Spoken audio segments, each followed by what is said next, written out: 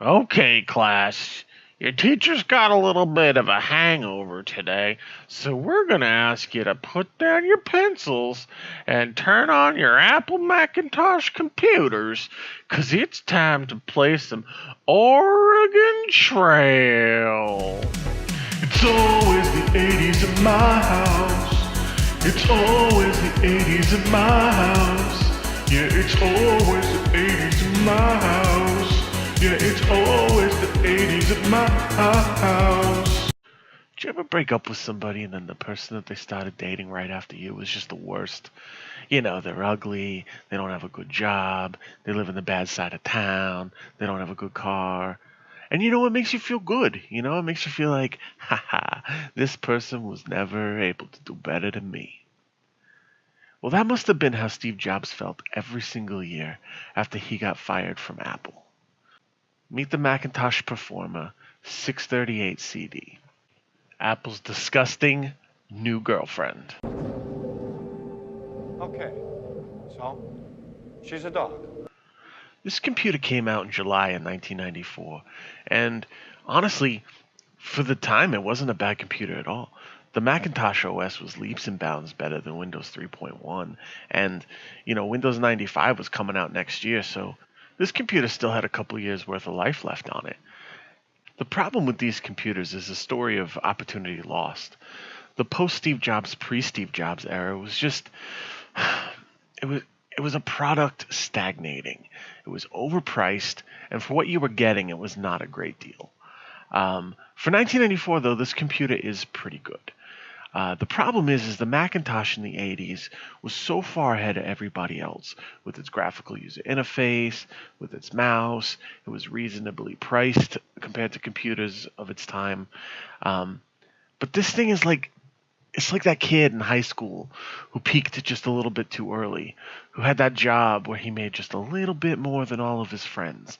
And man, he let everybody know about it.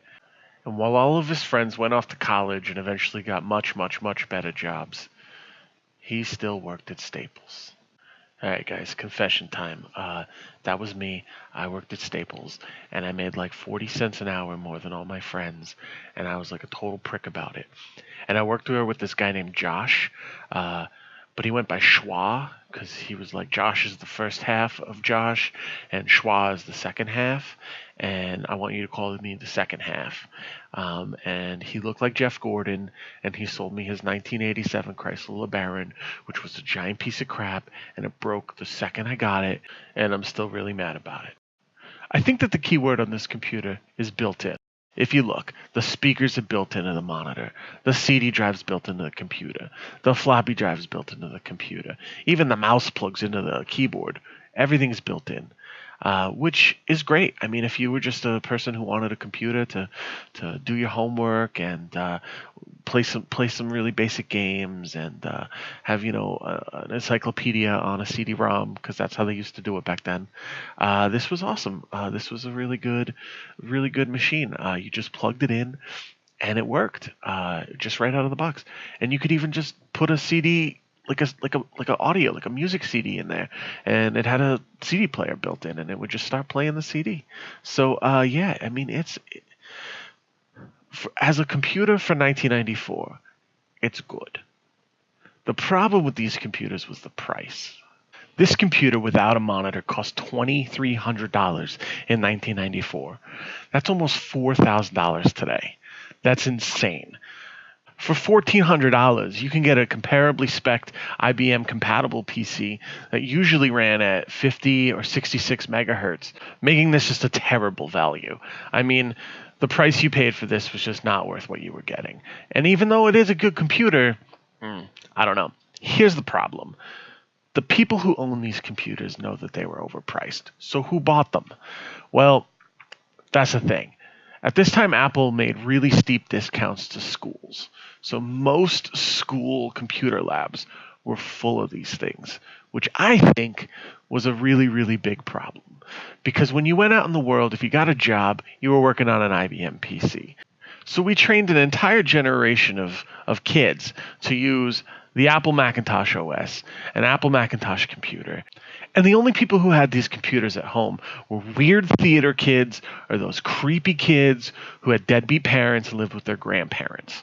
You know what I'm talking about, that weird kid who he had like a Sega CD and, nobody wanted to hang out with him because he lived with his grandma and his grandpa died a long time ago and his parents are in a drug rehab center and his name is Kyle and nobody likes him.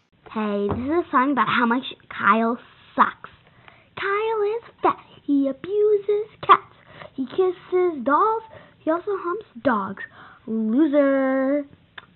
I know. Right? Yeah, he's just a loser. Kyle is fat. All right, now it's time to talk about the Apple Macintosh user of the 90s. It's not good, guys.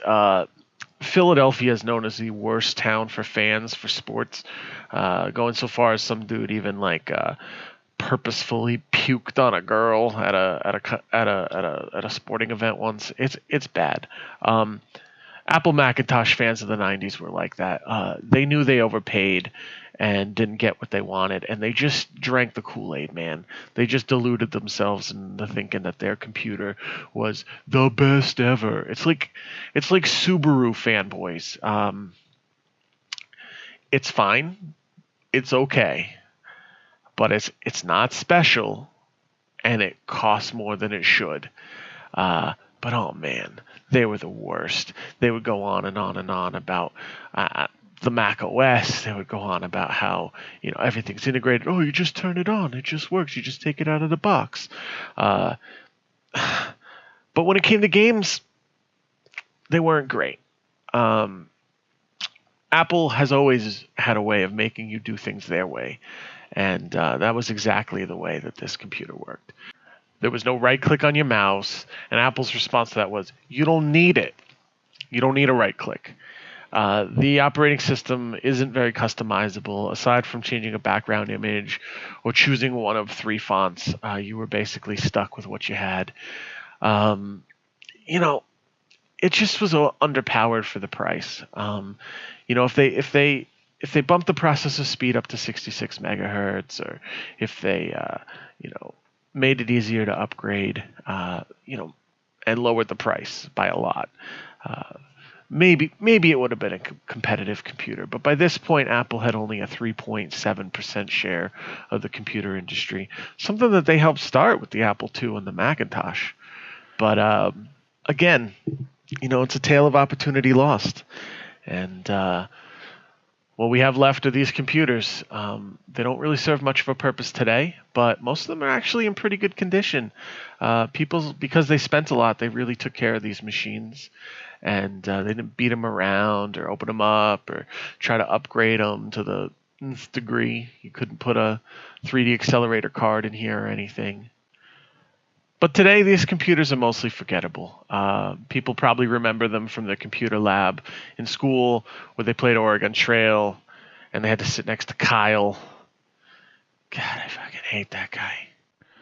All in all, I got to give this computer a 10 out of 10. If you're thinking about a home computer, it seems you have a lot of choices. But when you look closely, you find there's really only 2 kinds. Computers that run with Windows and Apple Macintosh computers. You take an even closer look, and you find they're worlds apart. You see, an Apple Macintosh, like this Performa, works the way people do. Everything about it is intuitive and logical, even multimedia. To run a CD-ROM on a Mac, you simply click and play. It's just not that easy with computers that use Windows. Though Windows looks like a Macintosh, you still need to know complex commands to handle files. And to play CD-ROMs, you have to configure the computer's memory over and over again.